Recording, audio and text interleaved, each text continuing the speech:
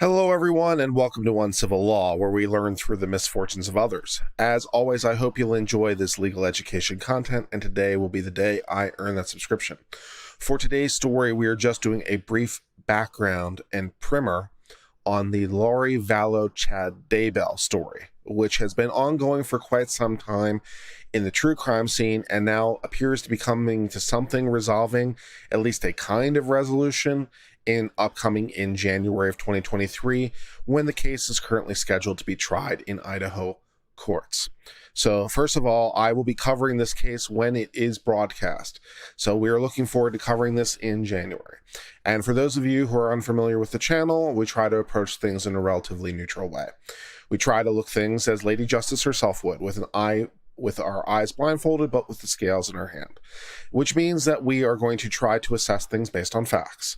And when we come to the trial itself, we are going to be frustratingly, perhaps, tied to what is presented in court. Because if it's not in court, it doesn't exist. So that is yet to happen. So we don't know what will or will not be presented in terms of evidence or stuff like that, but we're going to assess things fairly. And of course, they are presumed innocent until proven guilty. So as of this moment, they are in fact innocent because they haven't been proven guilty. So we're going in with all those assumptions. So let's give a brief background of what's going on in this case, because it is really, really interesting and really, really complicated. So let's start with our protagonists of our tale, or at least our main figures, I guess, if they're not really protagonists maybe, but the main figures of our story, I suppose. So we have Chad Daybell, the guy in the situation. He's a graduate of Brigham Young University. He grew up in the Mormon church. He has since sort of left the Mormon church, but he's still Mormon-esque. So he's doing his own Mormon thing in his own Mormon way. So he's a splinter faction, and some would say perhaps cult leader, because he views himself as the prophet and the one true source of information, which sounds suspiciously culty, but that's Chad Daybell. So that's his involvement in the whole thing. Okay, and so then we have Lori Vallow, who goes by many, many names. She has been married a total of 5 times. One of her former husbands is dead. She has 3 children, 2 of whom are dead. And that is what brings us to the case at hand. The killings of Tylee Ryan and J.J. Vallow.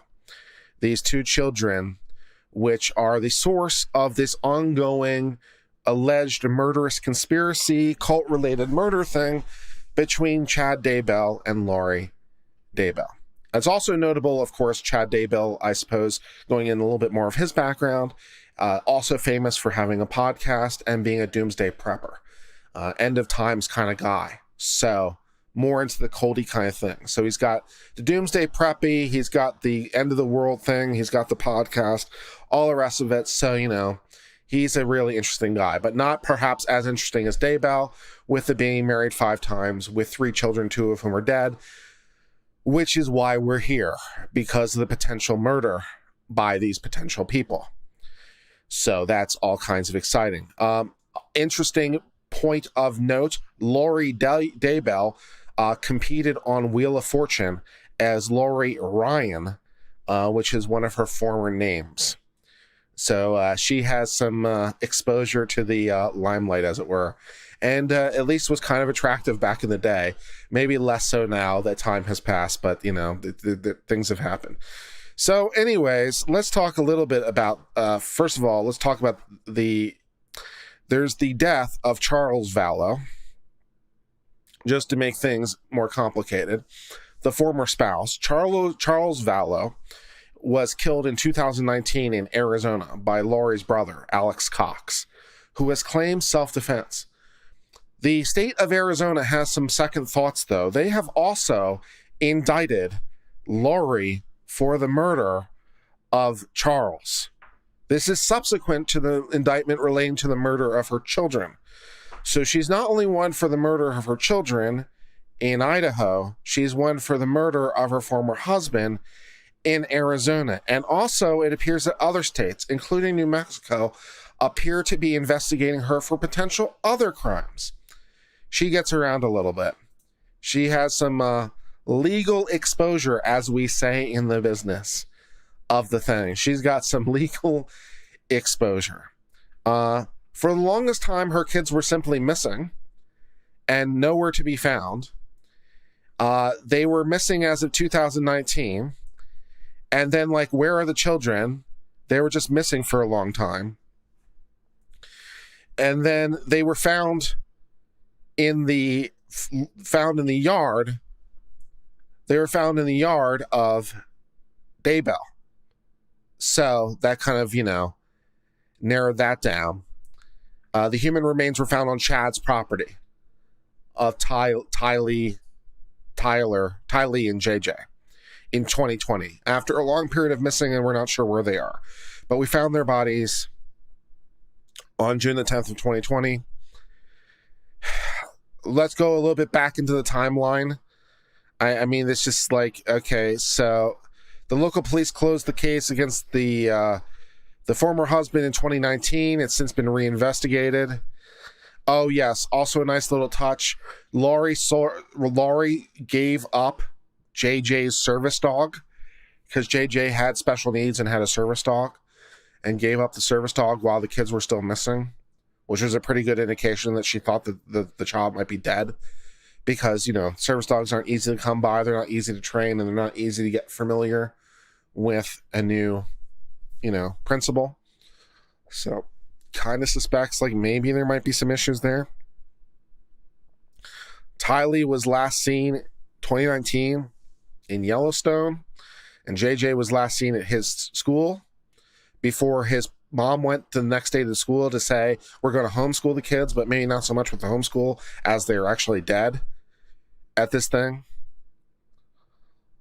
Also, Tamara Daybell called the police, the sister, and said that she thought that she was involved in an attempted assassination of her of Charles Vallow. Apologize, because she was the Jeep that was owned by Charles Vallow, was still registered to Charles Vallow. Someone tried to shoot at her, the gun jammed. So we got assassination attempts on like members of the family on top of everything else. November 19, Laurie Vallow and Chad Daybell married in Hawaii. And then it kind of all went downhill after that. June the 9th, 2020, the human remains are found on Daybell's property in Salem, Idaho. Daybell's arrested later that day, and the police later identify him as the children. Okay, then on top of all this, is just even gets weirder, if that's possible, because Laurie Vallow had a defense attorney named Mark Means. Mark Means has never done a felony case, and it kind of showed. And it was not going great in this death penalty case with the Mark Means. So in December 2021, the judge removed Mark Means from the defense team because of a conflict of interest, also because he had previously represented her husband, Chad Daybell. So in addition to like the not having the experience in the thing and the conflicts of interest and all the rest of things, yeah. Then on top of all that, it just gets weirder and weirder and more bizarre with every passing moment. Laurie Vallow, for a long time. I mean, what name do we call her? It's just like, pick your name of choice. It's with Laurie, it's just, what is the last name of you want to go with? We can call her so many different names. You have your choice. You have your choice between Yanes, Legola, Ryan, Vallow, and Daybell. What's your favorite? Oh, also Cox, because that was the name she was born with. So which of those names do you like the best is basically the game we get to play with Laurie. I guess we'll keep going with Laurie Vallow. Anyways, Laurie Vallow, woman of 6 names, was adjudicated mentally insane for a while. Mentally unfit to stand trial, I suppose, more properly, but remediable.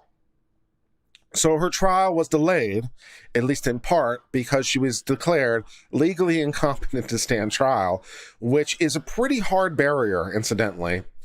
So things were not going all well with Miss Vallow, but I guess we kind of could tell that from, the cult murders with the Daybell and the, the murder of the children and the murder of the former spouse and the complications with the assassination attempts and so forth and so on, and the Arizona wanting them and New Mexico looking into them, and it just gets more and more complicated with every passing moment. So yeah, good times. We put up a what name poll. What should we call her? So anyway, she was adjudicated mentally unfit to stand trial for a while. She apparently is now mentally fit to stand trial. Cross your fingers on that one. Now, there is a bit of a misconception that Idaho doesn't have not guilty by mental insanity, which is kind of true, but kind of not. Idaho is one of the states that has folded it in to the simple not guilty plea. So they don't have it as a separate thing. So it's dealer's choice on this issue when it comes to the law. So some states have not guilty by reason of insanity as a separate plea or a separate conviction option, if you like. And in those states, if you're convicted of that, you don't get to go free, incidentally. Being convicted as mentally insane is arguably worse than being convicted the other way around.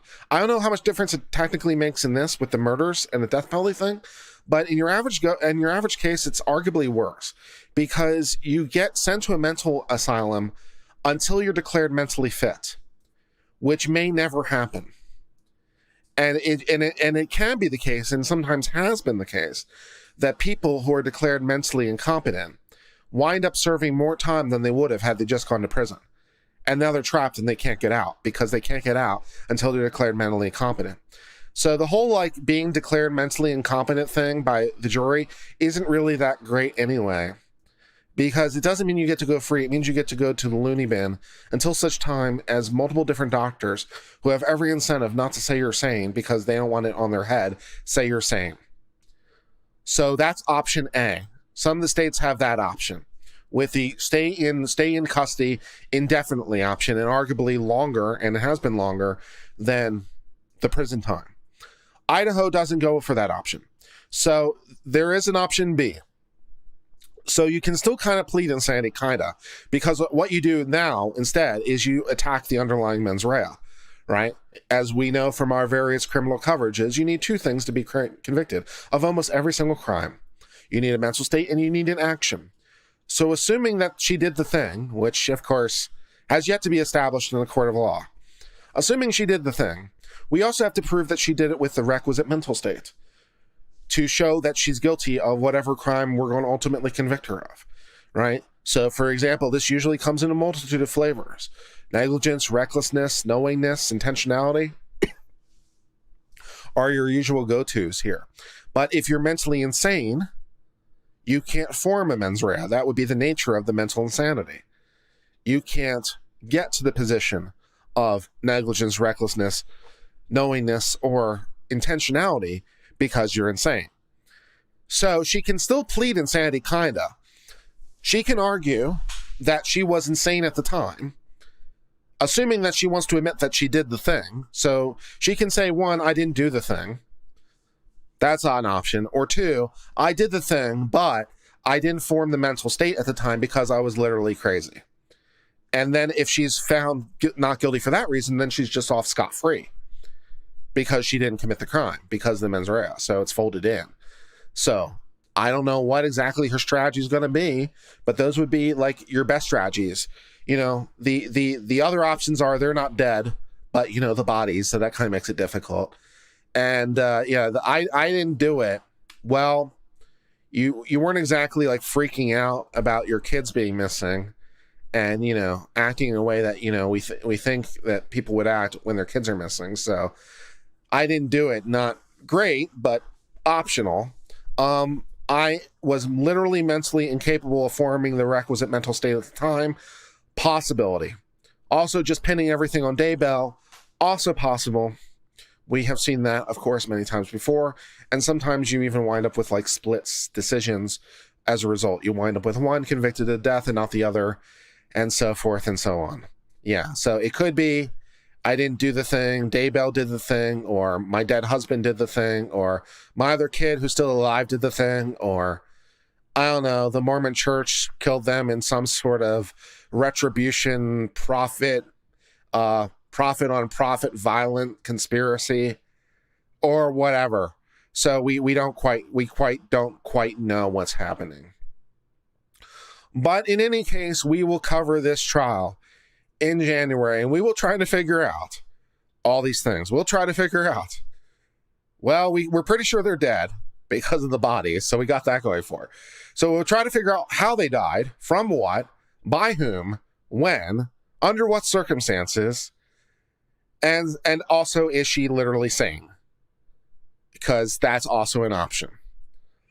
So, and also, how does the Mormon Church cult doomsday prepping podcast, I Am the True Prophet thing fold into all this interesting discussion? It is a cluster.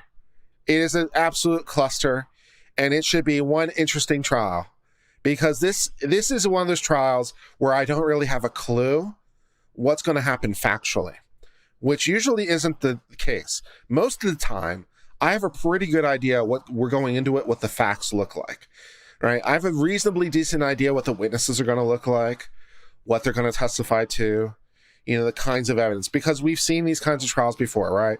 I've seen enough trials from enough people and enough experts to have kind of a vague idea in the back of my head what to expect. It's like, okay, we're going to hear from this. We're going to hear from the person who found the bodies. This is what they're going to testify to. We're going to find from the medical teams. Here's the things they're going to testify to. We're going to hear from the forensics experts. We're going to hear from this witness, that witness, so forth and so on. Here's what they're going to testify to. And you have a pretty decent idea in the back of your head what that's going to look like. And then it just becomes an interest of the interplay. Right? It becomes an interest in the interplay of, like, how can the lawyers maneuver in this environment? This case, I don't really feel like I have a good footing on the facts. I feel like this is a free-for-all at this point. I don't really have any clue at this point, to be quite honest, what anyone's actually going to testify to in court. I mean, I have a general idea of the zeitgeist of the whole thing that I just went through just now. But what they're actually going to testify into in court, boy, oh boy, it's going to be a surprise for me and probably for you too. Even for some of you guys who've been following it for a while, I bet it's going to be a surprise for everybody. Because, of course, rules of evidence and all the rest of it come into the picture. And then, there's also the possibility that Daybell and or Vallow testify on their own behalf, which is always super fun, particularly in this kind of case. So, I'm going into this with about as open mind as is possible for one person to go into, because I'm very, very willing and very, very able to go into this with a blank slate mind. I'd be like, I don't know anything, because it's not that far removed from what's really true at this point. It's like, well, I have suspicions and that's about it. Although, then again, they're also wanted in Arizona and maybe New Mexico. And I think the odds are probably decent that, it seems unlikely. It seems somewhat unlikely that, they're going to escape all their legal liabilities in all the jurisdictions I just named. And investigations seem to be ongoing. It seems like, so, Stephanie says to cover one of the original legal documents. I don't have one of them, actually. But I'm happy to. If you can dig one up for me, Stephanie, that I could respond to, I'll be happy to cover it and we can go through that and stuff. So I will. Mary says she doesn't have an open mind. Hey, you never know. She could be innocent. Maybe she didn't do it. Maybe she didn't do it. Maybe it's all one really big misunderstanding. I mean, after all, a person does have a right to remain silent. So all the time she didn't say anything and didn't worry about her kids and refused to cooperate. I mean, a person does have a Fifth Amendment right. So, hey, maybe she's not guilty. That's or more to the point, even actually slightly less ridiculous. I think there's a half decent chance that with all this, half decent's overstating it. There is some remote possibility in my mind that is worthy of being measured, that the state will screw this up for any number of reasons.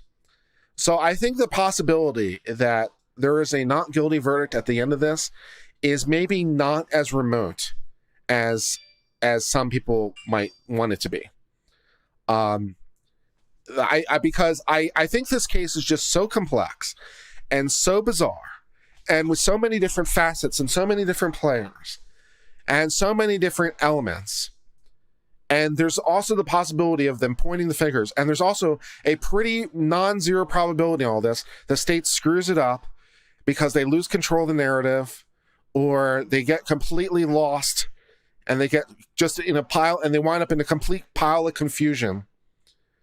So there is some non-zero probability, I think, at the end of this thing, that these people could be not guilty because of some combination of those things.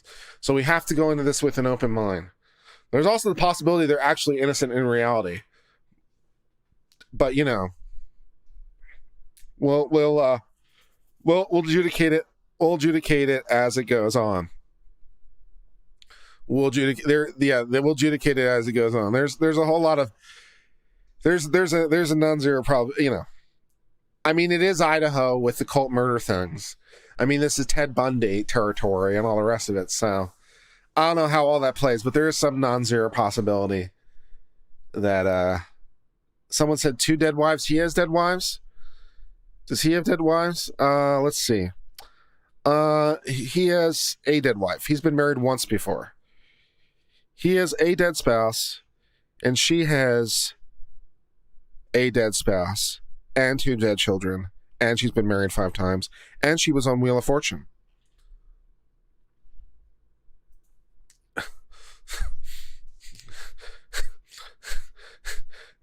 They're as innocent as Chandler Halderson.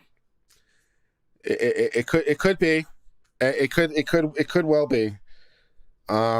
This is more bizarre than Chandler Halderson, in my humble opinion. So we'll see how it goes. Joseph Ryan and Charles Vallow. Is Ryan dead?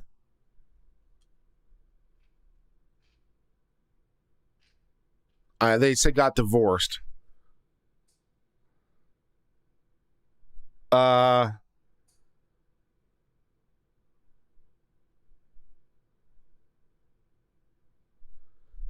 Let's see from Wikipedia. In 2001, Laurie married Joseph Anthony Ryan, who legally adopted Colby. The couple's biological daughter, Tylee, was born in 2002. Ryan filed for divorce in 2004, which was finalized in 2005. In 2007, Ryan was attacked by Laurie's brother, Alexander Lamar Alex Cox. Based on allegations, Ryan had been abusive to Laurie and the children. Cox tasered Ryan and threatened to murder him. He pled guilty and sentenced to 90 days in jail, which he served in Austin, Texas. Cox, who changed his surname to Pastines, the surname of his wife, died in 2019. His death was attributed to blood clots. The cork board on this, in terms of these people's relationships with the murders and the death and all the rest of it, is just so much